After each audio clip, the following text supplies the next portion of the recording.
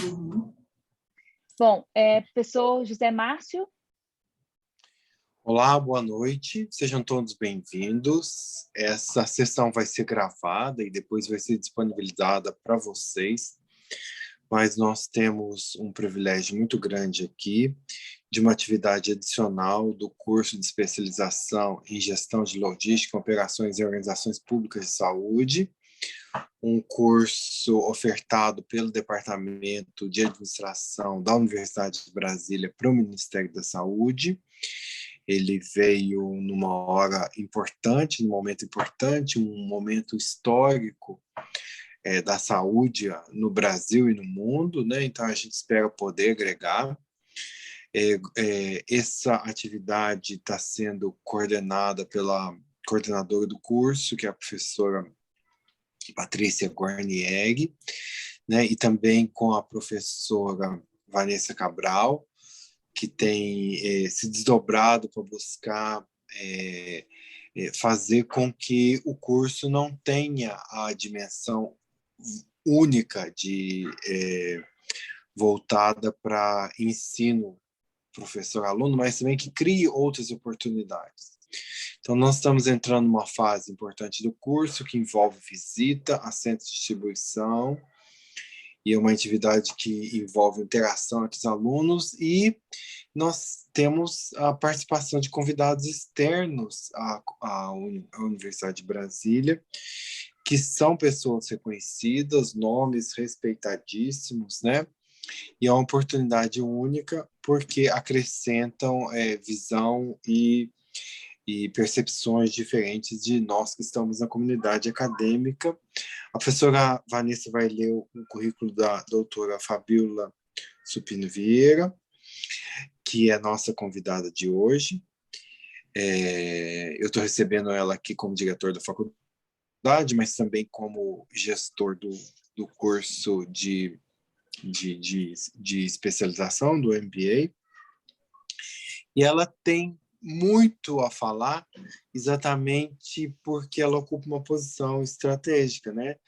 Que é a diretora de Estudos e Políticas Sociais do IPEA. Então, é o órgão que produz as estatísticas, as informações, os estudos que direcionam políticas públicas, né? Então, a ação pública, ela depende muito de informação qualificada, e nós temos aqui uma das pessoas que coordenam os esforços disso. Então, espero que vocês percebam a importância dessa apresentação. Doutora, muito bem-vindo à Universidade de Brasília. Antes de passar a palavra para a senhora, eu queria que a professora Vanessa lesse o CV. Bom, a nossa convidada de hoje é a doutora Fabíola Supino Vieira, que é do IPEA, Instituto de Pesquisa Econômica Aplicada. A doutora Fabíola é doutora em saúde coletiva e mestre profissional em economia da saúde pela Universidade Federal de São Paulo, a Unifesp, mestre em química orgânica pela Universidade Federal de São Carlos e graduada em farmácia bioquímica pela Universidade Estadual Paulista Júlio de Mesquita Filho, Unesp. Possui especialização em gestão pública pela Fundação Escola de Sociologia e Política de São Paulo, FESP São Paulo, e é membro de carreira federal de especialista em política pública e gestão governamental.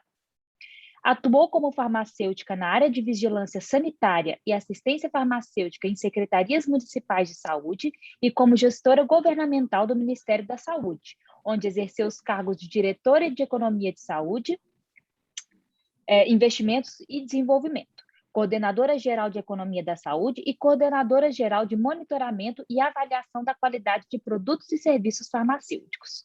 Atualmente trabalha na diretoria de estudos e políticas sociais do IPEA, realizando estudos e pesquisas na área de saúde.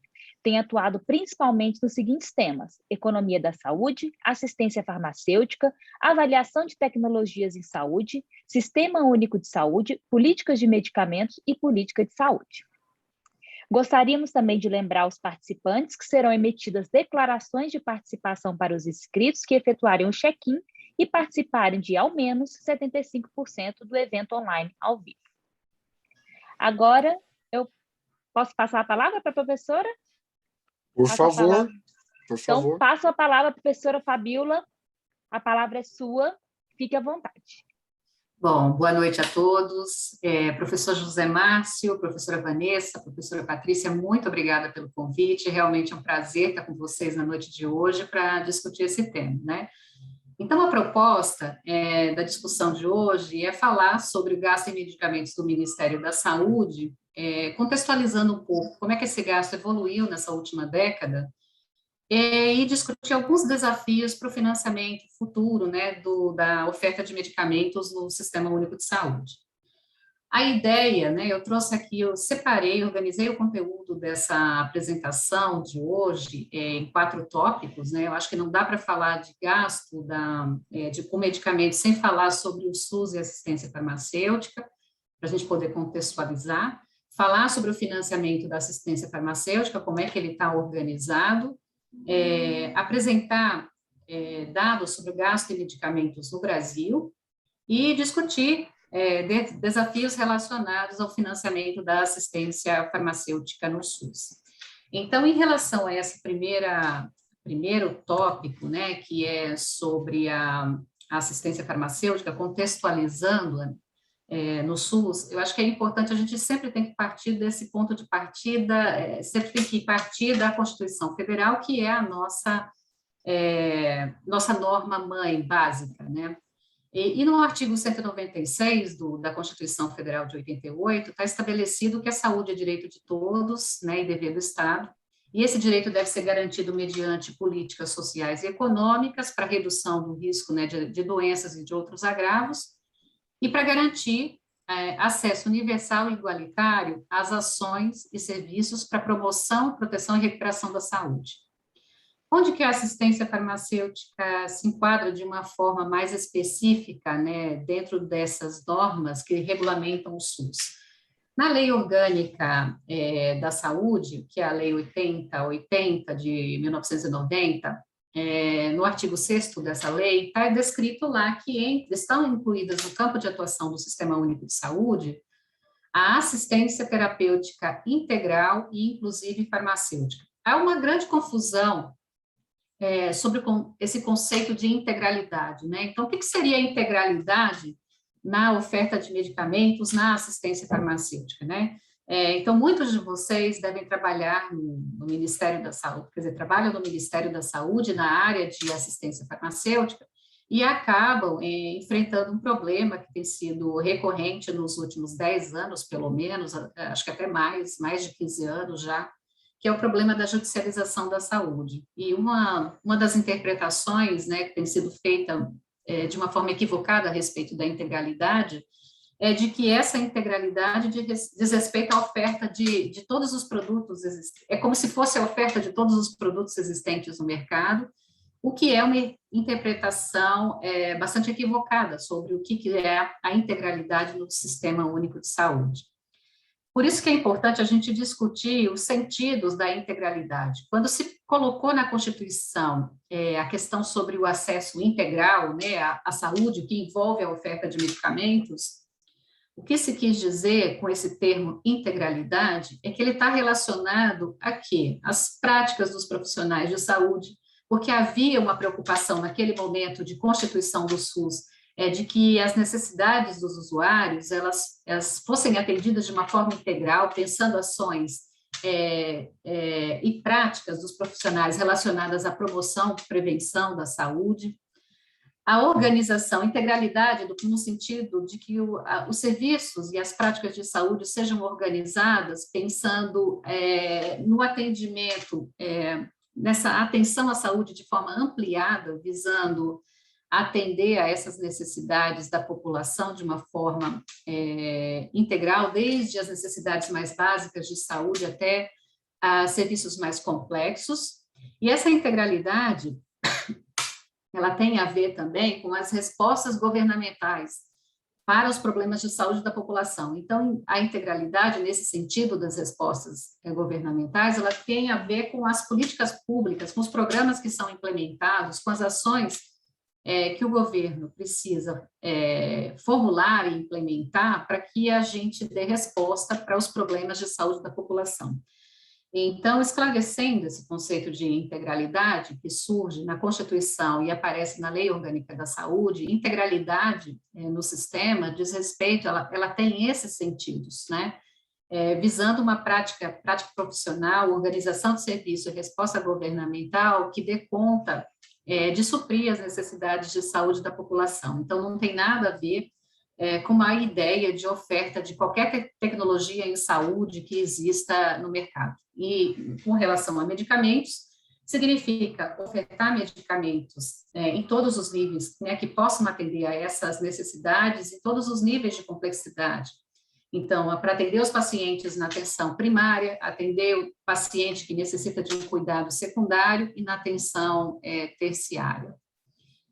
Conceito de assistência farmacêutica, que é um aspecto que a gente precisa também esclarecer, ele foi apresentado de uma forma mais explícita pela primeira vez na Política Nacional de Medicamentos, que é a política que foi aprovada em 98. E o conceito, né, na política, ele diz que a assistência farmacêutica, ela envolve um grupo de atividades relacionadas com medicamento, destinado a apoiar as demandas de saúde, as ações de saúde demandadas por uma comunidade. Isso envolve uma parte, inclusive vocês o curso de vocês se dedica a tratar desse assunto também, que envolve a gestão de operações, né, no setor público. No caso da assistência farmacêutica, envolve um componente logístico bastante forte, envolve a questão de programação da aquisição de medicamentos, a própria compra, o armazenamento, a distribuição, né, a garantia da qualidade desses produtos que são adquiridos e que vão ser, posteriormente, distribuídos às unidades de saúde, serão dispensados, prescritos, né, pelos profissionais habilitados, e dispensados à população, né, para o uso pela população. Na Política Nacional de Medicamentos, a assistência farmacêutica envolve outras questões também, envolve pesquisa e desenvolvimento, envolve a questão do uso racional de medicamentos, então é um conceito bastante abrangente.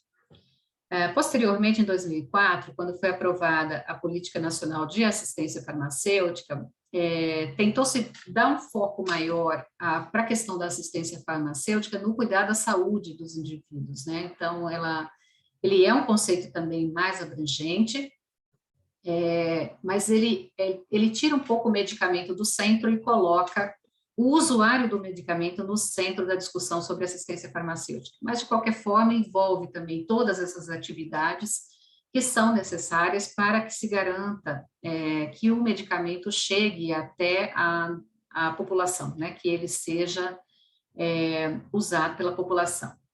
No âmbito do financiamento, quando a gente fala em financiamento da assistência farmacêutica, geralmente, no Brasil, a gente está se referindo ao financiamento do acesso a medicamentos, dos medicamentos que são adquiridos e são distribuídos para a população. A gente essa é até uma limitação, porque eu acho que a gente deve ainda se dedicar a estudar cada vez mais, né, o financiamento de todos esses serviços farmacêuticos, né, os serviços envolvendo a logística de medicamentos, envolvendo serviços diretamente oferecidos para os usuários, como a consulta farmacêutica, a dispensação de medicamentos. Mas, na prática, no Brasil, quando a gente se refere ao financiamento da assistência farmacêutica, basicamente a gente está falando de financiamento de medicamentos e não olha dessa forma mais abrangente, que é algo que a gente precisa, enfim, a gente precisa avançar ainda mais nesse campo, né? Como é que se garante assistência farmacêutica no SUS? Então, assim, essa questão da assistência farmacêutica tem relação, obviamente, com a forma como o SUS está, como as ações e serviços de saúde são organizadas no sistema. Então, como as ações são organizadas em níveis de complexidade da atenção à saúde, e existem, digamos, tem um espaço geográfico onde, se essas ações e serviços são prestados, a assistência farmacêutica vai acompanhar a mesma forma, obviamente, de organização do sistema. Então, quando se fala em serviços de atenção básica, A garantia de acesso, do ponto de vista geográfico, é nos municípios. Então, os municípios que fazem a gestão da atenção primária, eles também oferecem os medicamentos que são disponibilizados à população nesse âmbito, nesse nível de complexidade da atenção à saúde. Então, esse atendimento ambulatorial, ele é organizado, né, pelos municípios, e envolve componentes, eu vou falar um pouco mais depois do componente básico estratégico da assistência farmacêutica. Na média complexidade, que é garantida nas regiões de saúde, o espaço geográfico já é um conjunto de municípios, né? E na alta complexidade a mesma coisa, porque a escala, os municípios brasileiros são muito pequenos, né? Uma grande parte deles, e não tem escala suficiente para prover serviços especializados e de alta complexidade em saúde. Então, os municípios são organizados em regiões e macro-regiões de saúde, e é nesse espaço das regiões e macro-regiões que se oferece, que se garante assistência farmacêutica em componentes mais complexos, como o componente especializado, estratégico também, e se faz também um atendimento hospitalar e ambulatorial mais complexo no âmbito da assistência farmacêutica, né? Em relação ao financiamento, como eu disse para vocês, ele foi organizado, financiamento para o acesso a medicamentos, ele foi organizado em 3 componentes, né? O que é chamado de básico, que são medicamentos para uso na atenção básica, incluindo aí fitoterápicos e as insulinas, que são chamadas a NPH, normal e regular, né? O componente estratégico, que inclui imunobiológicos, hemoderivados, medicamentos para tratamento da influenza, vacinas, produtos para tuberculose, hanseníase, malária, e Programa Nacional de DST-AIDS, né? Então, o componente estratégico da assistência farmacêutica, ele agrega um conjunto de medicamentos que são usados para essas finalidades. E tem ainda o componente especializado, que ele é constituído por medicamentos, em geral, para doenças raras e crônicas, de alto custo, e por meio da oferta desses medicamentos, se busca garantir a integralidade do tratamento em nível ambulatorial, estando esses medicamentos definidos, né, em protocolos clínicos e diretrizes terapêuticas que são publicadas pelo Ministério da Saúde. A ideia por trás do componente especializado é garantir a integralidade do cuidado, visando esses casos de doenças raras e crônicas. Aqui é um pouco mais de detalhamento a respeito desses componentes, né? Então, o objetivo eu já mencionei de cada um desses componentes. Em relação ao financiamento, no caso do componente básico, ele é tripartite, a aquisição é feita na sua maioria pelos municípios, todos os municípios, e a dispensação se dá em farmácias de unidades municipais e estaduais de saúde. No caso do estratégico, o financiamento é feito pelo Ministério da Saúde, aquisição centralizada no Ministério, e a mesma coisa, a dispensação é feita nas farmácias municipais e estaduais. No caso do especializado, o financiamento é da União, dos Estados e do Distrito Federal, e a aquisição é feita pelos estados, pelo Ministério da Saúde, o DF, né? E a dispensação é feita em farmácias das unidades, particularmente unidades estaduais. Então, essa forma como se organiza o financiamento. Aqui um pouco mais de detalhe a respeito dos critérios que são utilizados para definir como se financiam esses componentes. Então, no componente básico, foi definido o valor per capita, né, para cada ente para os entes da federação, para financiamento dos medicamentos que constam dessa relação nacional de medicamentos essenciais. Recentemente, em 2019, foi feita uma mudança, né, na forma como esse financiamento se dá, e se incluiu um critério, que é o Índice de Desenvolvimento Humano Municipal, para tentar usar um indicador de vulnerabilidade social de cada município para definir o aporte, a alocação de recursos para esses municípios. Então, municípios mais vulneráveis, né, que têm um IDHM muito baixo, ficou definido que eles recebem do Ministério da Saúde, da União, né, um repasse de R$ 6,05 por habitante ano, né? No caso do IDH muito alto, né, que já é menor vulnerabilidade, o valor que é repassado é de R$ 5,85 por habitante ano. Estados e municípios têm a obrigação, tem uma contrapartida no financiamento, que é de R$ 2,36. E o Distrito Federal, que é um ente que tem características de Estado e de município ao mesmo tempo, ele tem que repassar 4,72, ou repassar não, ele tem que executar, no caso do Distrito Federal, né, de executar R$ 4,72 reais no financiamento desse componente, né? Esses valores são pactuados, e uma questão importante aqui, no caso do componente básico, é que 15% secretarias, né, de saúde dos estados, do DF, desculpa, e dos municípios e do DF, podem usar 15% do repasse que é feito, né, de recursos pelo Ministério da Saúde, recursos próprios, para a estruturação de serviços e educação continuada nessa área. No caso do componente estratégico, como eu disse, a aquisição, o financiamento e aquisição é de forma centralizada pelo Ministério da Saúde, e envolve esses medicamentos aqui, controle de endemias, tuberculose, hanseníase, enfim, é uma série de produtos. Um componente mais complexo, em termos de financiamento e operação também, é o componente especializado. Ele está dividido em grupos, né? O grupo A, ele ele tem os medicamentos que constam dessa lista do grupo 1A, eles têm financiamento integral pelo Ministério da Saúde, a aquisição ela é centralizada.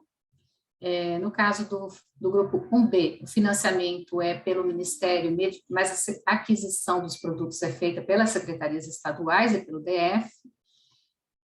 No grupo 2, o financiamento e aquisição é total pelas secretarias estaduais, e no grupo 3, são medicamentos que integram o componente básico, mas que são incluídos também no componente especializado por causa da questão da integralidade, né, da atenção à saúde, o que envolve medicamentos, por exemplo, para tratar determinada doença, envolve medicamentos que são dispensados na atenção básica, assim como medicamentos que são dispensados em serviços mais complexos de saúde. Além dos componentes, é preciso mencionar o Programa Farmácia Popular do Brasil, né, que é um programa que é gerido pelo Ministério da Saúde. Esse programa foi criado em 2004, ele tem o objetivo de assegurar, foi criado pensando em ampliar o acesso da população a medicamentos, né? Ele trouxe uma modificação na lógica de funcionamento do SUS, porque foi ele que instituiu pela primeira vez, e é o único programa que tem copagamento por parte dos usuários, né, no SUS.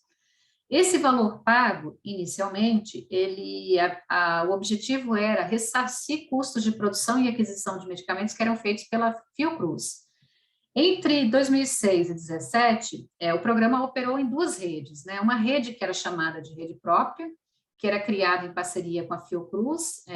Então, foram criadas farmácias vinculadas aos municípios, estados e filantrópicas, instituições filantrópicas.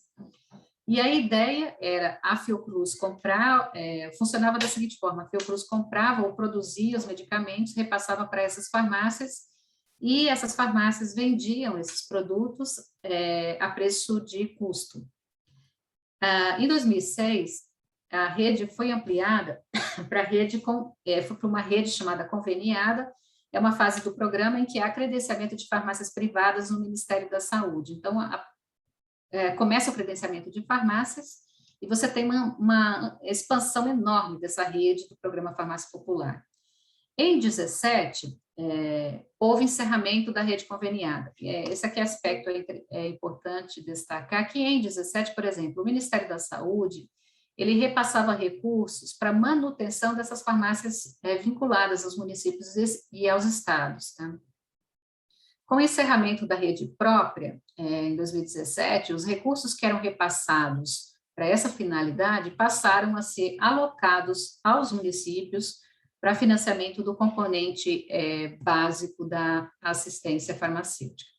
Isso aqui é só uma linha do tempo, né, do programa, eu vou passar rápido, mas é só para mostrar que eu só vou destacar dois marcos aqui importantes, três, na verdade, que é a rede conveniada, né, que expandiu muito quando abriu para farmácias privadas, a instituição, em 2011, de uma campanha dentro do programa que é chamada Saúde Não Tem Preço, é a instituição da gratuidade para medicamentos usados no tratamento da hipertensão e diabetes, e, posteriormente, em 2012, para asma. Então, assim, a partir dessa campanha, para essas indicações, o paciente não existe copagamento do usuário, é gratuita a dispensação na farmácia privada. E uma mudança que houve mais recentemente, em 2016, que é a redefinição dos valores do preço de referência, né, e dos valores de ressarcimento pelo Ministério da Saúde, que acabou tendo impactos para o acesso da população nesse programa. Então, assim, só para deixar claro, dentro do Farmácia Popular tem dois grupos de medicamentos, um grupo que exige copagamento dos usuários, que é anticoncepção, dislipidemia, glaucoma e outros, e um grupo constituído por medicamentos indicados para diabetes, hipertensão e asma, que não tem copagamento. A dispensação é gratuita para os usuários. Enfim, aqui é só uma repetição, é a regulamentação sobre farmácia popular, que consta nessas portarias de consolidação do Ministério da Saúde. Importante destacar também como é que é feito, né, como é que se garante o atendimento, né, o acesso a antineoplásicos, medicamentos usados no tratamento de câncer no SUS? Não tem dispensação do modelo que a gente tem para os demais medicamentos, né? Existe um procedimento específico, são as tais das APAC, são autorizações de procedimento de alta complexidade, e o que se financia no SUS são linhas de tratamento, né? Então, na verdade, a APAC, ela garante linhas de tratamento que incluem determinados produtos farmacêuticos. Essa é a forma pela qual o SUS financia a quimioterapia. Aqui, por exemplo, um exemplo pode ser também no ambiente hospitalar, você tem autorização de internação hospitalar. O Ministério da Saúde, recentemente, no caso de tratamento de câncer, né, desses antineoplásicos, decidiu pela compra centralizada de alguns produtos, aí envolve, né, compra, repassa para as secretarias estaduais, e as secretarias estaduais repassam para os centros, para as unidades, os estabelecimentos de saúde que fazem o atendimento em oncologia. Então, esses medicamentos hoje têm compra centralizada no Ministério da Saúde. Para outros medicamentos que são usados na atenção hospitalar, no âmbito hospitalar, a oferta do medicamento e o financiamento ele é feito mediante o pagamento das autorizações de internação hospitalar. Então, dentro do pacote da autorização de internação, isso envolve tanto os serviços profissionais quanto os serviços hospitalares, o que inclui a oferta de medicamentos. Então, é essa forma como se organiza. Aqui é só um resumo para mostrar para vocês aqui o financiamento ambulatorial, com os três componentes, o farmácia popular e o financiamento da assistência farmacêutica na atenção hospitalar, que envolve aqui uma diferenciação, os quimioterápicos, né, os antineoplásicos, que tem as APACs, e outros medicamentos que envolvem as autorizações de internação hospitalar. Bom, agora a gente começa a falar do gasto. Então, a gente viu até agora, né, como é que a assistência farmacêutica está colocada no SUS, depois como é que está organizado esse financiamento. E a partir de agora a gente vai falar um pouco sobre o gasto em medicamentos no Brasil. Então, nessa primeira tabela, o que eu gostaria de destacar para vocês, né, então, essa tabela lá traz esse financiamento do consumo de medicamentos, né, do governo, o que envolve a oferta de medicamentos pelas três esferas de governo, e também envolve o subsídio que o governo dá por meio do farmácia popular. O consumo do governo, gente, ela é diferenciada, essa terminologia é uma terminologia das contas de saúde, da contabilidade em saúde. Consumo do governo intermediário significa todo o medicamento, é o gasto, é a despesa com medicamentos que são usados administrados aos pacientes dentro das unidades de saúde. O consumo final de medicamentos envolve medicamentos que são dispensados para as pessoas usarem em casa, tá? Então, elas administram o medicamento em casa. Quando a gente soma o consumo intermediário final e o subsídio que o governo oferece com farmácia popular, né, que é isso que o governo faz, a gente tem o total dessa despesa com medicamentos no Brasil, né? E aí envolve esse consumo do governo, é o consumo das 3 esferas, tá? Então, o consumo envolve a União, os estados e os municípios. Então, isso aqui a gente vê uma evolução desse gasto, né, esse gasto com medicamentos, o gasto total, mas observem que houve uma ampliação aqui até 2013, né, 15 também a gente tem um crescimento grande desse gasto, e a partir de 2015 para 2017 ocorre uma queda no gasto com medicamentos. Essa queda particularmente afeta o consumo final, afeta, então, os medicamentos que são dispensados para a população para uso domiciliar, uso em casa. Vejam o crescimento do consumo intermediário. Aqui dentro desse consumo intermediário também tem despesas como, por exemplo, medicamentos hemoderivados, que cresceu, o gasto cresceu bastante nos últimos anos, e com as vacinas, né? Como as vacinas são administradas nas unidades de saúde, elas são consideradas consumo intermediário, não é consumo final quando envolve medicamentos. Então, veja que a contribuição de vacinas e hemoderivados, ela também fez com que a gente tivesse um crescimento desse consumo intermediário de medicamentos do governo, né?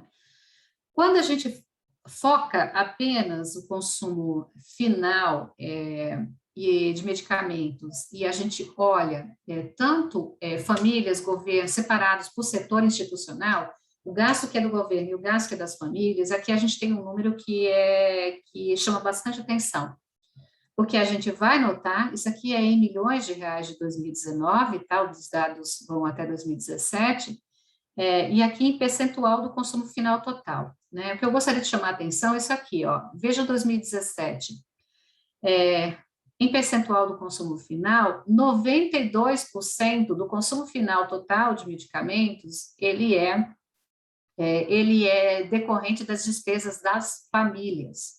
No Brasil, a despesa de consumo final do governo foi de apenas 8% do consumo final em 2017. Não é à toa que no Brasil, um dos grandes gargalos no Sistema Único de Saúde permanece sendo o acesso a medicamentos. As famílias têm um grande desembolso direto, ou seja, elas pagam direto do bolso para ter acesso a diversos medicamentos, né? Mas uma ponderação deve ser feita, não se pode fazer uma relação direta entre o valor, a despesa e a quantidade, tá, de medicamentos que é ofertada. Por quê? Famílias pagam preço máximo ao consumidor, né? É a regulamentação, é o preço de venda nas farmácias e nas drogarias.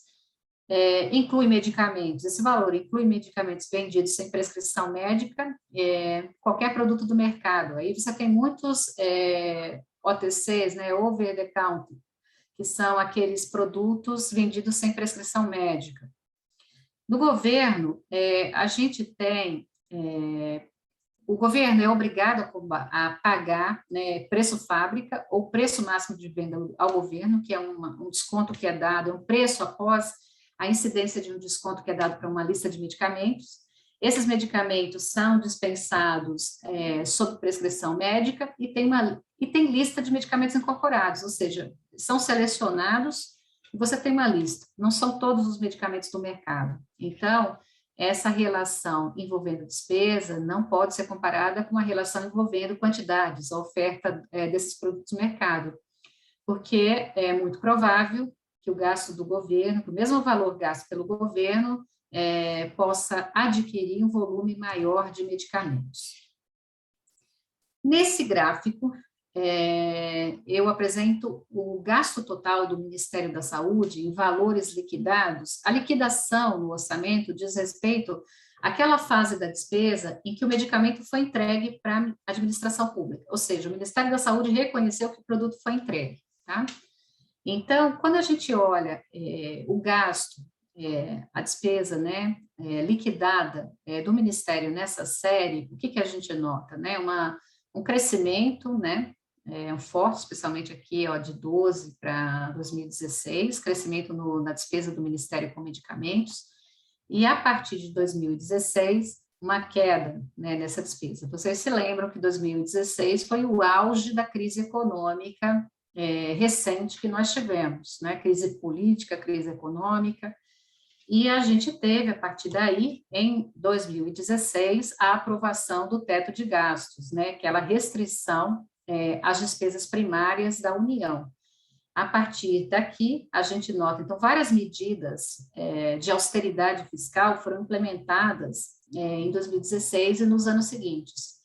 E, a partir daí, a gente tem um estrangulamento, né, do orçamento, uma restrição mais forte do orçamento do Ministério da Saúde, e os números começam a mostrar queda em determinados setores, né? Medicamentos, que era uma área, gasto com medicamentos, que era uma área que não se esperava, né, que se tivesse redução, dada a pressão enorme que se tem para oferta de medicamentos, seja pela judicialização, seja pelas demandas da população, demandas administrativas, foi um gasto que perdeu, uma área que perdeu recurso nos últimos anos, né?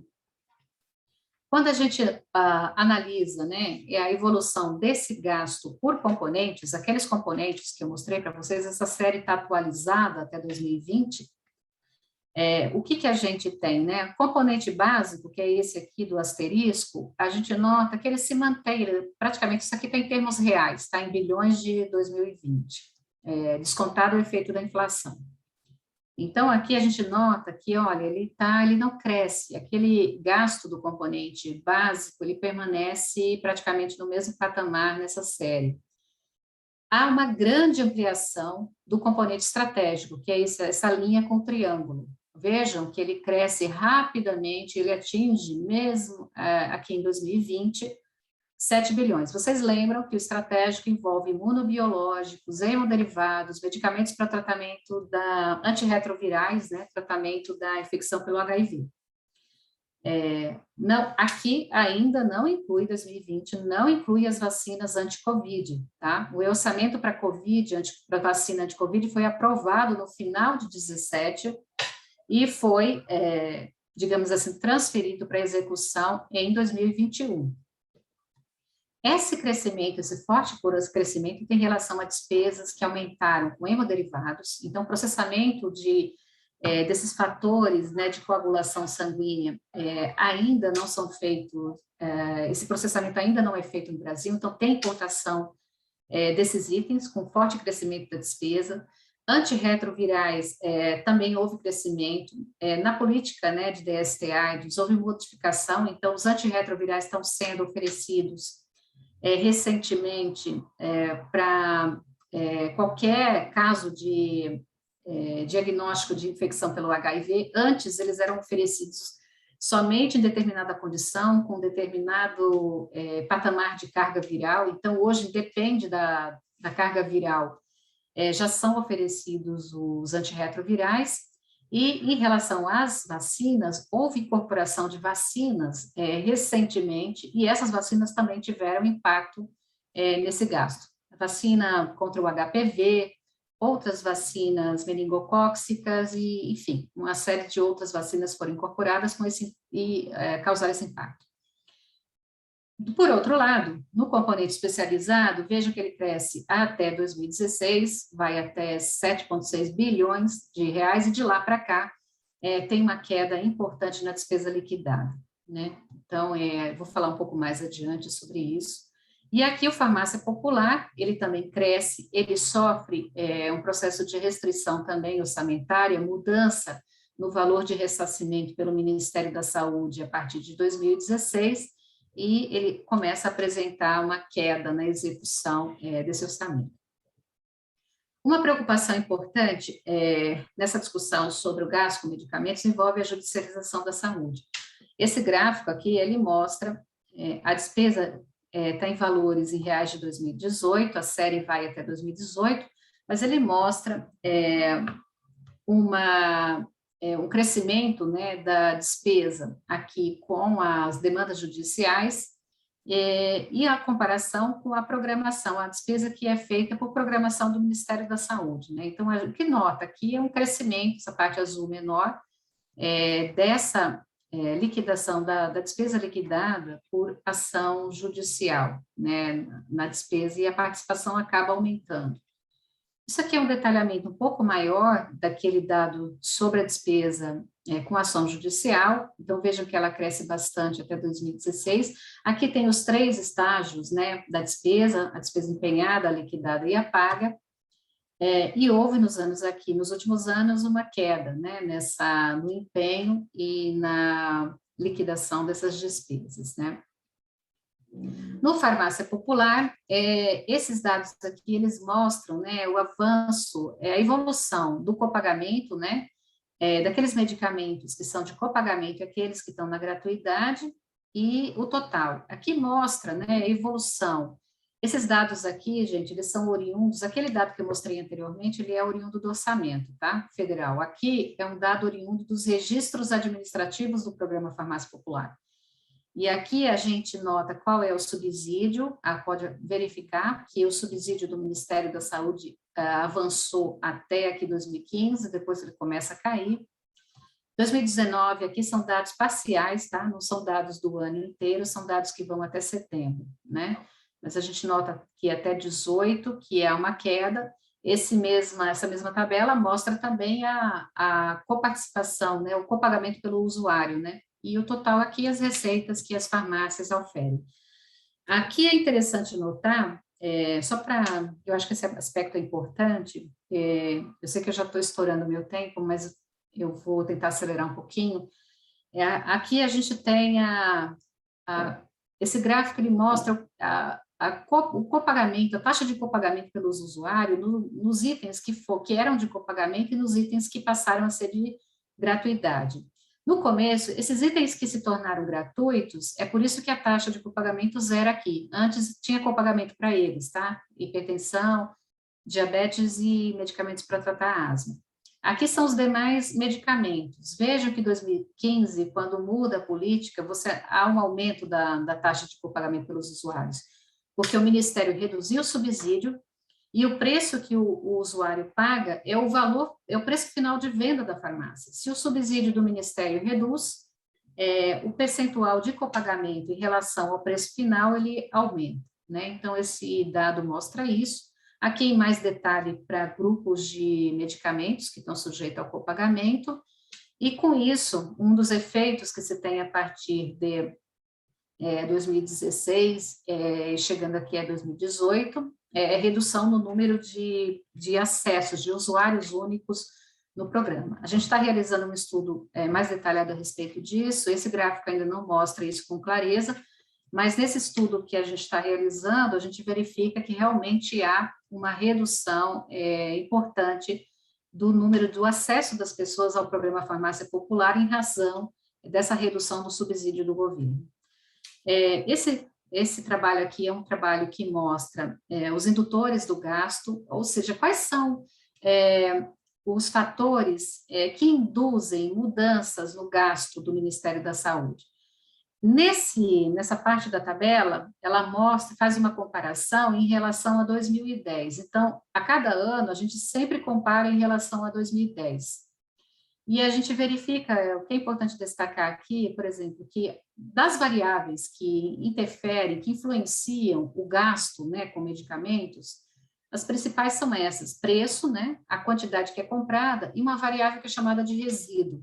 Essa variável resíduo, ela diz respeito a mudanças no padrão de uso de medicamentos. Então, você pode trocar, num ano se usava um medicamento mais barato, no outro ano se usa um antibiótico, por exemplo, mais caro.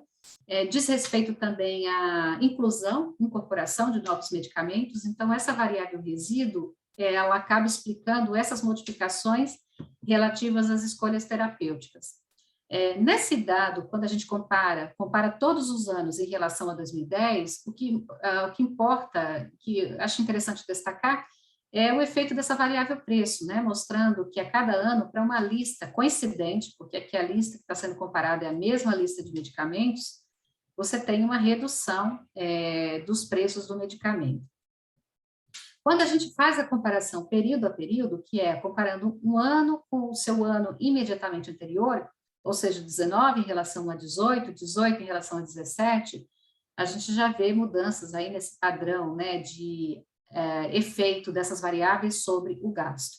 Eu só gostaria de destacar aqui o efeito da quantidade, né, então aqui em anos como 2014, 15, 16 e 19, impactando o gasto, ou seja, tiveram um efeito, a quantidade, a redução da quantidade teve efeito sobre o gasto, fazendo com que o gasto em alguns anos reduzisse, né?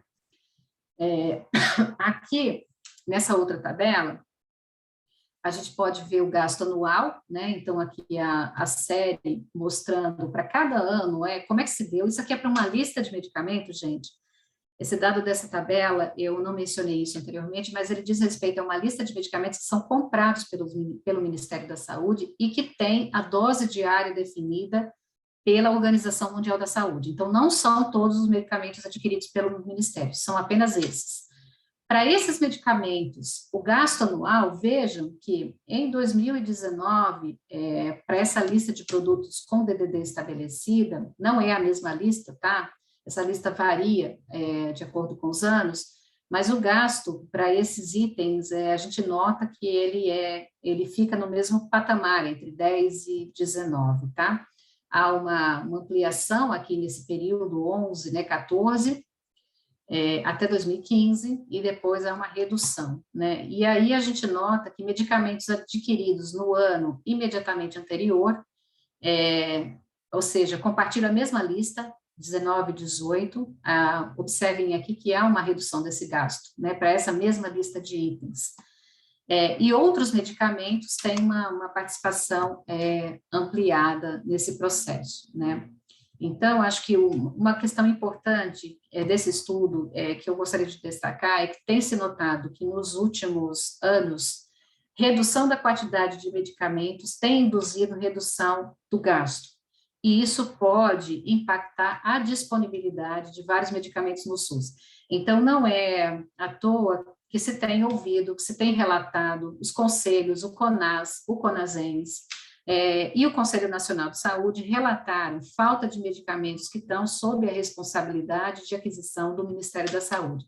Então, esse estudo acaba aportando alguns indícios de que reduções na quantidade impactaram o gasto do Ministério, e a gente observou realmente que o gasto, a despesa liquidada do Ministério reduziu em anos recentes para medicamentos. Para finalizar, eu vou passar também rapidamente essa parte, eu gostaria de destacar alguns desafios, né, relacionados ao financiamento da assistência farmacêutica.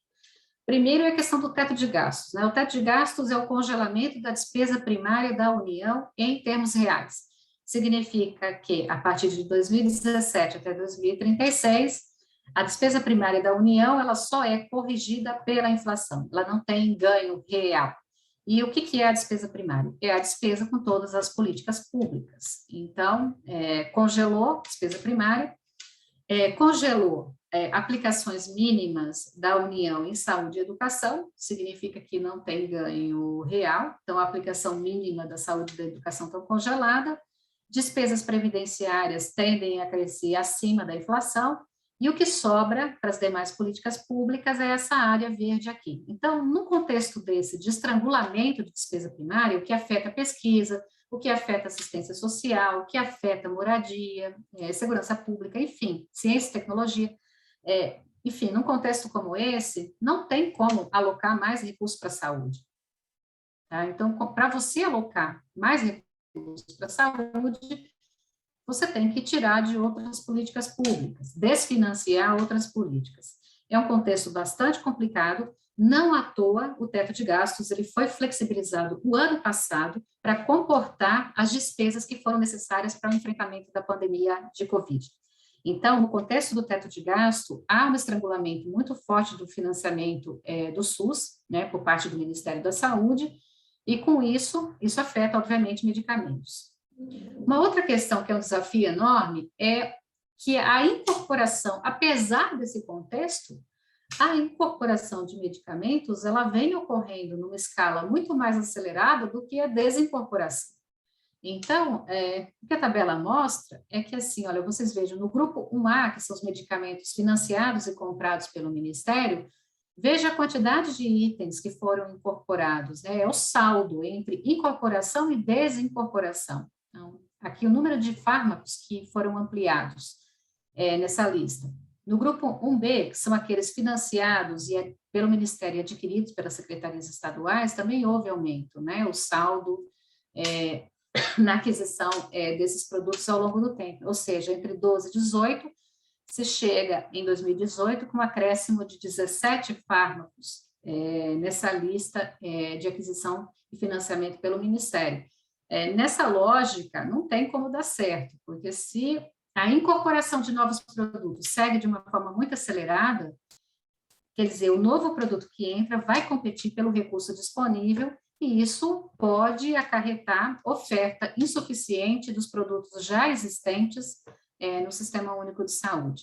Aqui é só o número de fármacos, né, que faz parte de cada componente, enfim, mas o que eu gostaria de destacar nesse terceiro ponto é o seguinte, que uma outra questão que é um desafio é uma pressão grande para que o Ministério da Saúde centralize a aquisição de produtos, né?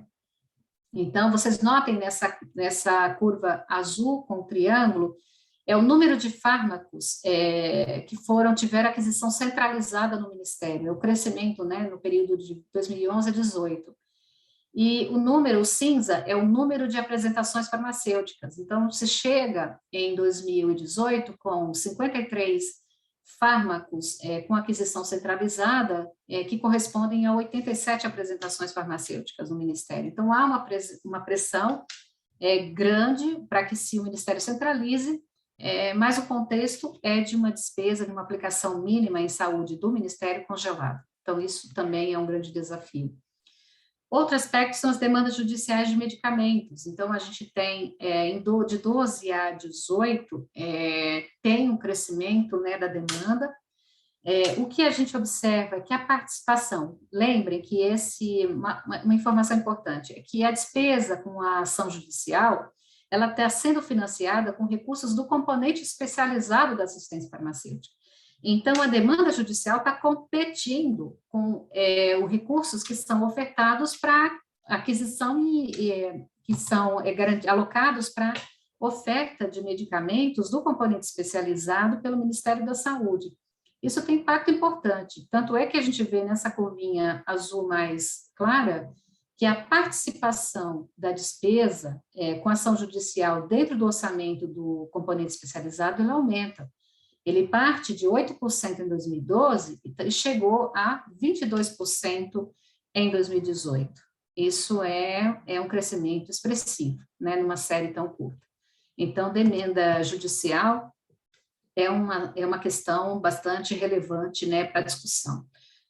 Os outros três últimos pontos que eu gostaria de destacar também são, esse quinto é a baixa capacidade do Brasil para desenvolvimento de fármacos e biofármacos, baixo investimento em pesquisa e desenvolvimento, né? Então, a gente é muito dependente da importação desses produtos.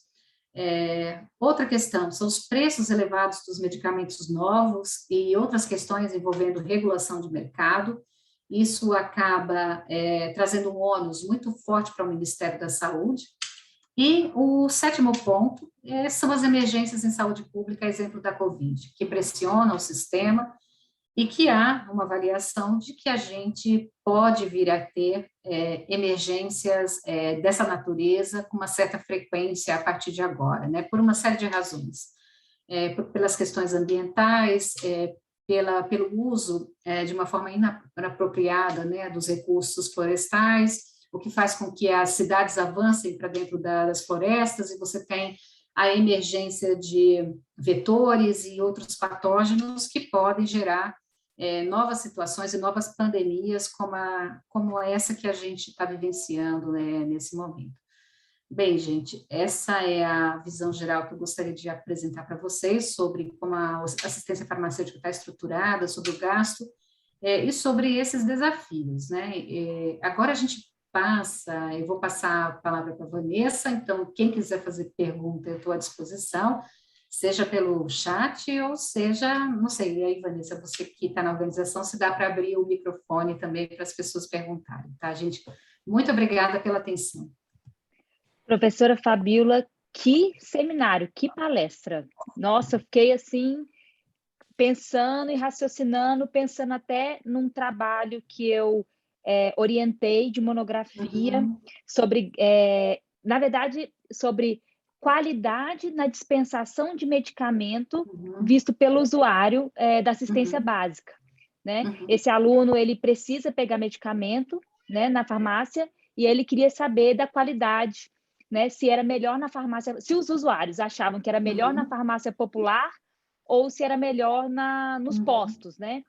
E a gente chegou, né, com os dados, o que a gente teve de conclusão foi que os usuários achavam melhor pegar pela farmácia popular, né, que era mais fácil. Só que me chamou muita atenção o fato da farmácia popular ter um custo maior para o Ministério, né? E são menos medicamentos. Você sabe me dizer por quê?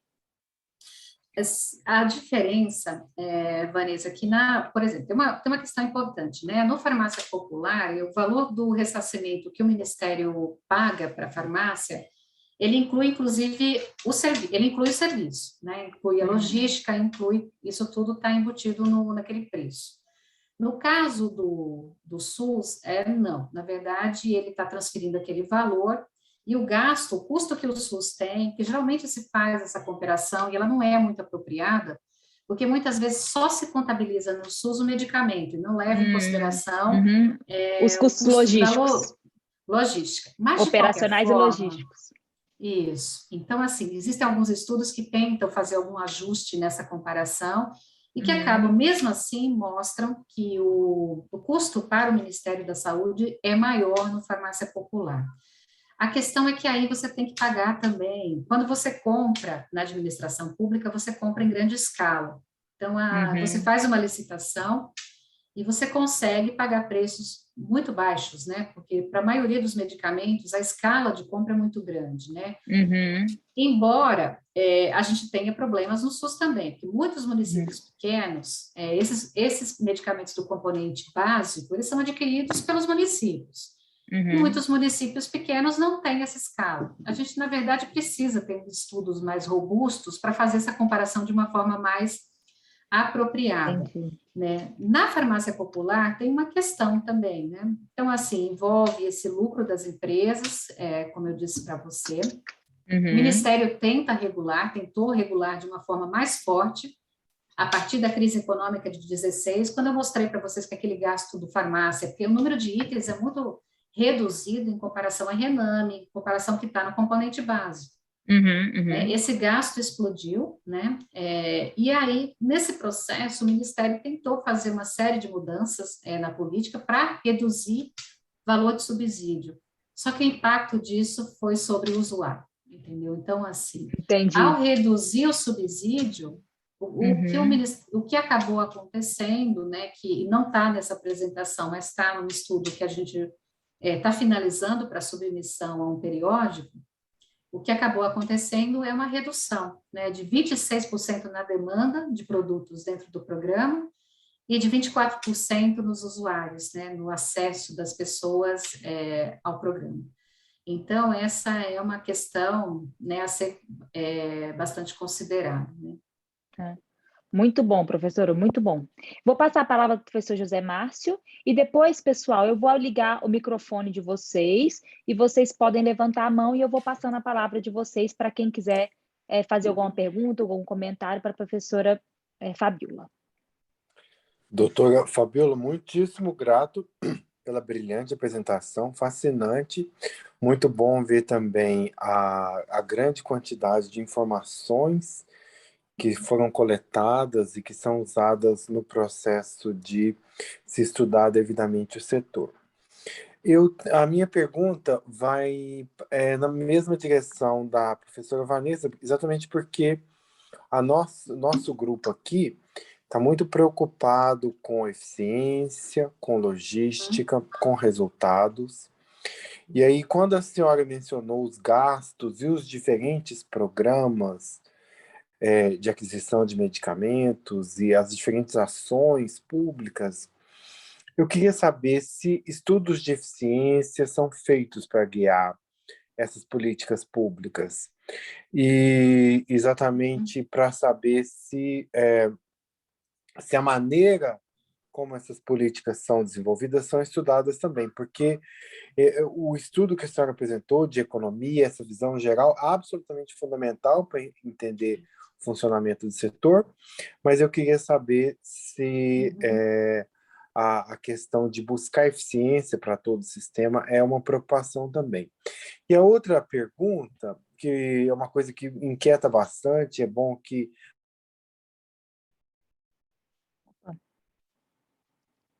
Só um pouquinho.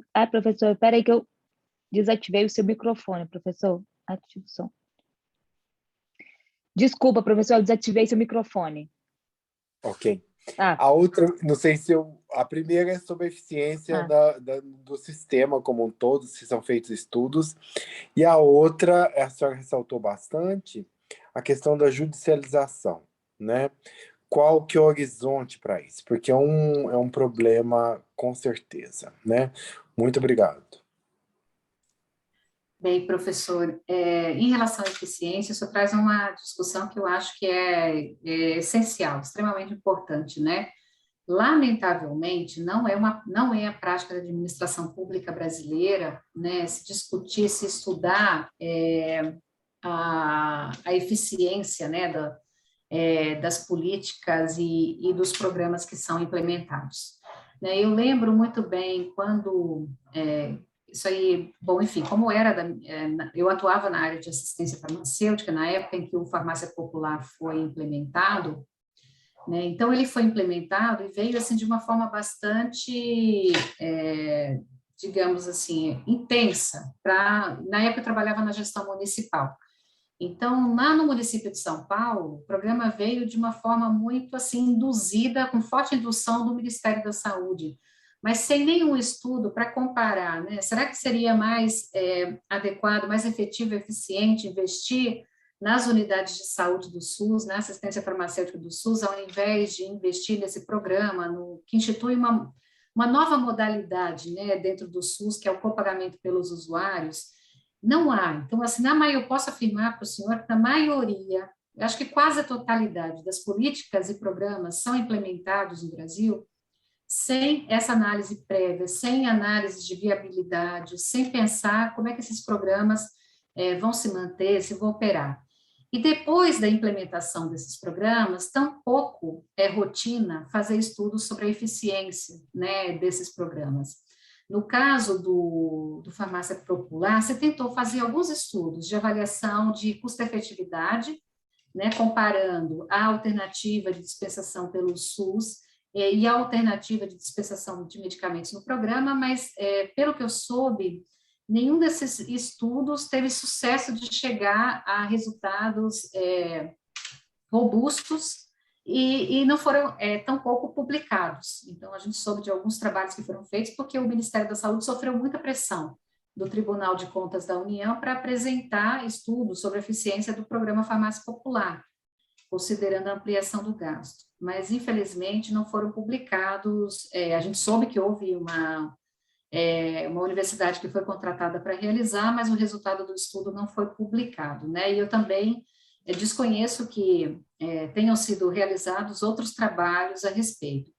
Mas uma coisa que eu gostaria de destacar, antes de passar para responder a segunda questão, é que, apesar desse alto impacto orçamentário, né, a gente teria que avaliar melhor a eficiência, né, entre essas alternativas, mas o programa Farmácia Popular ele tem uma vantagem que é garantir a disponibilidade do medicamento para as pessoas e garantir capilaridade. A rede é muito grande, então ele faz com que o medicamento, por exemplo, para hipertensão e diabetes, né, que são doenças muito prevalentes no Brasil e que têm um alto impacto, custo para o sistema de saúde por causa das suas complicações, o Farmácia Popular conseguiu fazer com que esse medicamento chegasse à população. Ao fazer isso, o programa se mostra bastante efetivo. Então, o estudo que a gente fez sobre o programa mostra que ele é capaz de reduzir óbitos e internação por hipertensão e diabetes. Então, e num percentual elevado, não vou lembrar aqui a proporção, mas é algo em torno de 30%, né, de redução de internações em decorrência de, simplesmente porque você faz chegar, você garante o acesso da população a esses produtos.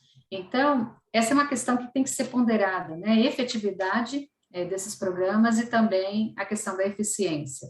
Mas, lamentavelmente, a cultura brasileira na administração pública, ela não está voltada, não valoriza esse tipo de análise. Mas eu acho que, por isso mesmo, acho que há um espaço enorme, né, na academia para que se invista e que a gente trabalhe para mudar essa cultura. Em relação às ações judiciais, que o senhor perguntou, realmente é um problema recorrente, assim, de difícil solução, problema muito complexo. E olha que a gente avançou muito no debate. O judiciário já reconhece uma série de questões, dificuldades do Sistema Único de Saúde, mas apesar desse conhecimento, na verdade, as demandas não arrefeceram, por diversas razões. E a gente tem vários tipos de demandas aí, não é só, a judicialização ela não é só um problema, ela pode ser solução também, em alguns casos. Existem as demandas judiciais de pessoas que tentam obter os medicamentos que deveriam estar disponíveis nas unidades de saúde e não conseguem, por problemas de gestão, problema na logística, problema na compra, problemas diversos. E o SUS não consegue garantir que que seja dispensado o medicamento necessário para aquela pessoa. Então, é mais do que justo que o cidadão procure, né, a justiça para conseguir garantir o seu direito de acesso ao tratamento. Agora, existem outras demandas que aí são muito mais controversas, que envolvem tratamentos novos, experimentais, envolvem produtos que ainda não foram aprovados pela Vigilância Sanitária no Brasil, produtos que não foram incorporados ao SUS, e aí entra uma discussão, um debate ético que é muito complexo, porque muitas vezes você tem oferta de diversos medicamentos para tratar uma determinada doença, enquanto você tem vazios assistenciais, ou seja, você tem algumas doenças que têm ou nenhuma oferta, ou você tem uma oferta reduzida, né, possibilidades de alternativas terapêuticas reduzidas. Então, essa é uma questão de difícil solução, e acho complexa no curto prazo, professor, especialmente por causa dessa restrição orçamentária grande que a gente está vivendo, né, em razão do teto de gastos, e dessa crise econômica agora também por causa da pandemia, né, de Covid, a mais recente, porque a gente teve uma anterior, a gente mal saiu da anterior e a gente está entrando numa situação bastante complicada agora por causa da pandemia. Professora, muito obrigada. Muito obrigado. Eu vou passar agora, a Cassiana escreveu aqui no chat uma pergunta também sobre judicialização, depois eu passo a palavra para a Renata, e aí eu acho que a gente finaliza, que já são 8h10, né? E a gente tinha combinado que eu ia liberar você 8 horas, né? Bom, a Cassiana colocou aqui, né? Primeiro falou, Fabíola, excelente palestra. Você, como conhecedora do assunto, principalmente no que tange a demandas judiciais que oneram demasiadamente o financiamento do SUS, conforme demonstrado,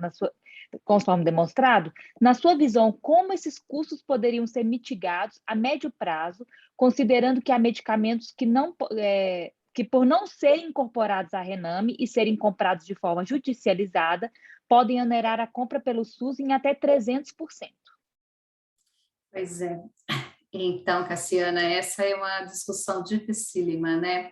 Porque eu acho que o sistema de saúde, qualquer sistema de saúde que pretenda garantir integralidade do cuidado, né? Que seja universal, que se pretenda universal, acesso a todos, ele precisa selecionar os medicamentos que serão ofertados, ele precisa definir, avaliar a incorporação desses medicamentos. Então, a avaliação, ela é necessária, até porque a gente tem medicamentos duplicados, né, duplicados no sentido da atividade terapêutica duplicada, medicamentos que não são tão vantajosos, medicamentos que são muito mais caros, onerosos que outros, que têm o mesmo efeito. Então, a questão da seleção e da avaliação da incorporação é fundamental. Então, eu não acho que seja solução incorporar, porque existe pressão de demanda judicial. Eu acho que há uma distorção no Brasil, concordo contigo, que se você compra por demanda judicial, sai muito mais caro, né, do que se você compra via um medicamento incorporado, porque você compra uma quantidade maior. E muitos gestores no SUS acabaram fazendo isso, incorporando medicamentos, porque não aguentavam a pressão da demanda judicial, entendeu? Ainda que determinados produtos não se mostrem tão vantajosos que outros que já estavam disponíveis no sistema. Então, eu acho que essa questão é bastante complicada e não acho que a judicialização deva orientar a incorporação dos produtos no sistema. A grande dificuldade é esse diálogo entre executivo e judiciário, né? Nos últimos anos, ele avançou muito, então o judiciário passou a ter uma percepção mais clara sobre, uma visão mais clara sobre como o SUS está organizado, como é que a política está estruturada, mas a gente nota que o problema persiste. Então, até que se compreenda, eu acho que precisa de uma consciência mais ampla da sociedade, de todas as instituições, de todos os setores, que não existe mágica. Se a gente vai incorporando medicamentos e ampliando o leque de produtos sem ter o orçamento necessário, a gente não vai dar conta, né? Não existe recurso, não tem mágica. Vocês viram lá, naquele dado do componente especializado, que está reduzindo o orçamento, a despesa liquidada. Não tem mágica, você está ampliando o número de medicamentos, o orçamento disponível, preço de medicamento aumentando, incorporação de produtos novos mais caros. Não tem mágica. O resultado disso vai acabar sendo falta de produto, dos produtos incluídos na lista. Então, acho que falta uma consciência mais ampla, social também, né, sobre a importância de ter esses processos de avaliação, de ser regulado o processo, porque é isso que acontece em qualquer sistema de saúde universal no mundo, né? E a gente tem um dos maiores sistemas de saúde universais, que é o SUS. Então, acho que não tem uma receita, não tem uma solução pronta para te dar, apenas dizer que acho que a gente tem que muito batalhar para encontrar uma solução para esse problema da judicialização. E sem consciência sobre disponibilidade de recursos, sobre orçamento, sobre que quem paga isso somos nós, e que a gente precisa fazer, priorizar, né, as ações, é muito complicado, é muito difícil sair dessa situação. Obrigada, professora. Vou passar a palavra agora para a Renata, que quer fazer uma pergunta. Renata, pode desligar seu... Isso. Está desligado, Renata. Será que desligou? Eu que tenho que ligar para ela? Oi, tá me ouvindo? Agora sim. Estamos. Certo. Eu só queria fazer uma reflexão sobre duas questões que foi abordada ao longo, né, dessa excelente palestra. Muito obrigada, professora Fabíola, e a organização, porque trouxe um tema muito rico e que traz várias reflexões e vários pontos, né? Mas eu quero destacar porque eu já fui de Hospital Federal, hoje estou no Ministério da Saúde. Uhum. Eu também já trabalhei na assistência básica, né, e uma prefeitura do Rio. E foram duas questões. Uma, Vanessa, foi essa que você trouxe, dessa pesquisa, né, que os usuários preferem ir numa farmácia privada, né, para retirar seus medicamentos. E outro foi o resultado dessa pesquisa, professora Fabíola, as medicações chegado ao usuário, principalmente aqueles que hipertensão de diabéticos, que a gente sabe que ele tem a carga geral, a carga global da doença é alta, né, para esse cidadão e, lógico, para a sociedade.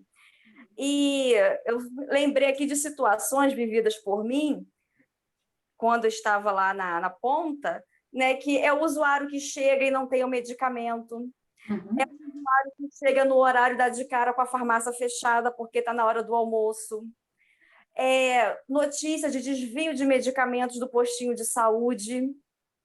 Então, pode ser um dos fatores, né, que tanto a medicação hoje chega, quanto eles preferem a farmácia privada. Boa noite. Renata, terminou? Acho que sim, né? Sim, né, Renata? Então, assim, eu acho que é isso que você está chamando a atenção. O usuário não quer saber da forma, ele quer garantir, ele quer ter acesso ao medicamento, ao tratamento. Não importa se seja na farmácia privada, por meio de farmácia popular, numa unidade do SUS. Esses aspectos que você fala, Renata, são a realidade, né, no sistema de saúde, lamentavelmente. Então, o usuário chega, não tem o medicamento. Aqui no Distrito Federal, a gente vê o tempo inteiro, né, no noticiário, os problemas em relação às pessoas que buscam a dispensação de medicamentos nas farmácias aqui centrais e não encontram. Falta produto. Então, tem custo que não está sendo mensurado, que é esse custo, né, para o usuário ter que se deslocar, o custo do tratamento que não é feito de forma adequada, que isso tem impacto, inclusive, na situação de saúde de cada pessoa. Então, há uma série de questões envolvendo gestão, envolvendo logística, né, de medicamentos, que precisam ser equacionadas, né, para que a gente possa realmente garantir. Então, de partida, eu não saio a favor de nenhum modelo. Eu acho que está faltando estudo, entendeu? Está faltando a gente investigar melhor e garantir realmente uma dispensação de medicamentos adequada, garantir oferta, acessibilidade geográfica, né? E é isso que a gente notou naquele trabalho sobre a farmácia popular, é que ao garantir o acesso, os resultados em saúde foram excepcionais. Então, assim, você reduzir óbitos e internação por essas doenças, diabetes e hipertensão, isso é um ganho para o sistema de saúde muito grande, evita a internação, né? Evita um custo tanto social quanto um custo para o sistema de saúde. Então, eu concordo contigo, essa preferência do usuário se manifesta por isso, né? Ele quer o acesso, e acho que a gente precisa avançar mais nos estudos sobre o modelo para melhorar. E no caso da dispensação no SUS, né, assim, ter esforços para melhorar a gestão, né? Eu acho que isso falta, né? Nós estamos aqui para isso, né? É o nosso esforço para melhorar, né? Professora, mais uma, temos tempo aí para mais uma? A Patrícia perguntou aqui se, em relação à importação de hemoderivados, há PDPs em andamento com vistas à redução da dependência dos gastos. Patrícia, a Hemobras está em fase de construção, digamos assim, né? Então, assim, já faz alguns anos, se eu não me engano, já era para a Hemobras estar pronta, em funcionamento, a planta que está sendo instalada em Pernambuco, né? E a ideia toda era reduzir a dependência do Brasil no processamento desses derivados, hemoderivados, né? Com a construção dessa empresa pública, né? Mas me parece que houve atraso, né, na construção e a planta da Hemobras, essa planta em Pernambuco, não entrou ainda em operação. E nos últimos anos, a gente permanece muito dependente dessa importação, do processamento do sangue, que é feito fora do Brasil. Então, assim, é uma situação bastante esdrúxula, e isso acabou ocasionando, na verdade, aumento da despesa, né, com esses produtos. Mas a ideia, quer dizer, a perspectiva, Patrícia, é que espero que no curto prazo, a Hemobras entrando em operação se tenha, de fato, uma redução do custo, né, do gasto do Ministério da Saúde com o processamento, com a compra desses produtos, né, Então, acho que já tem uma solução aí encaminhada para esse problema, né?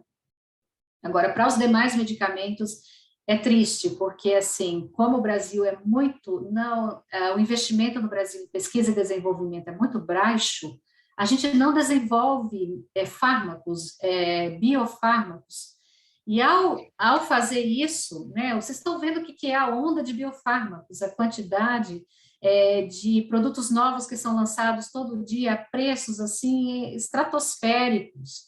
Então, não há sistema de saúde que aguente. Então, assim, o Brasil ainda é muito dependente. A gente vai sofrer ainda muita pressão no SUS por causa desses tratamentos mais novos e com preços muito elevados, né? Então, essa é uma questão aí de muita dificuldade para o país, né? Professora, estou assim encantada, minha cabeça explodiu. Acho que o dos alunos também, que eles estão fazendo aqui comentários, né? Uhum. Uns frequentaram palestras, viram farmácia, não ter dispensamento de medicamento porque não tinha funcionário dentro do postinho, né? Então, falando aqui da nossa dependência dos insumos e tudo mais. Muito legal, professora. A senhora quer falar mais alguma coisa? Quer deixar algumas palavras finais? Olha, só um último comentário, Vanessa. Essa questão de não ter funcionário, eu vi aqui uma reportagem no Distrito Federal e me deixou chocada. Os pacientes precisando de medicamentos controlados, né, depressão, ansiedade, enfim, né, tratamento antipsicótico, e não conseguiram, a dispensação, ter acesso ao medicamento, porque tem uma única farmacêutica na unidade que estava afastada naquele dia, e com isso as pessoas não conseguiram. Então, assim, tem problema sério também de gestão, assim, que é super complicado. Mas eu acho que, para finalizar, Vanessa, mais uma vez, muitíssimo obrigada pelo convite. Eu acho que é sempre um prazer, né, estar com vocês. Eu vou, na sequência, encaminhar a apresentação para você, que você pode disponibilizar para os alunos, e eu estou à disposição, né? Então, meu e-mail está aí, o contato, se vocês quiserem, né, enfim, entrar em contato comigo, se sintam à vontade para fazê-lo. Professora, nós que agradecemos essa oportunidade de conversar com alguém assim que sabe tanto sobre o assunto, né? É a pessoa na área para discutir esse assunto, para nós é muito enriquecedor. Então, assim, eu tenho certeza que todo mundo aprendeu muito hoje com você. Eu não vou falar senhora, não, porque você está muito jovem. Vou falar você. Mas eu sou uma senhora. Então tá bom. Então, desculpa. Então, eu vou falar senhora. Não, mas você pode me chamar de você, por favor. Tá Mas bom. eu só quero esclarecer que eu sou uma senhora. Não, mas não parece, de jeito nenhum. Eu vou passar para lá para o professor José Márcio, que vai finalizar, mas, mais uma vez, muito obrigada. Doutora Fabíola, muitíssimo grato pela palestra, apresentação de alto nível, com informações riquíssimas, com dados, tem dados primários, né? Informação que também não veio solta, veio com análise de qualidade, análise de quem acompanha o setor há muitos anos e quem ajuda a produzir informações. Importante que a gente reconheça quando a gente tem um profissional que é realmente competente naquela área em que atua, e com certeza acrescentou bastante para o nosso curso de especialização. Espero que possamos contar com a sua participação em outros eventos dessa natureza para frente. Muitíssimo obrigado em nome da Faculdade de Economia, Administração, Contabilidade e Gestão de Políticas Públicas da UNB, do Departamento de Administração e da Universidade de Brasília. Muito obrigada, professor. E olha, boa noite a todos, gente. Boa noite. Boa noite. Com isso, eu encerro, então, a gravação e também a reunião. Pessoal, boa noite.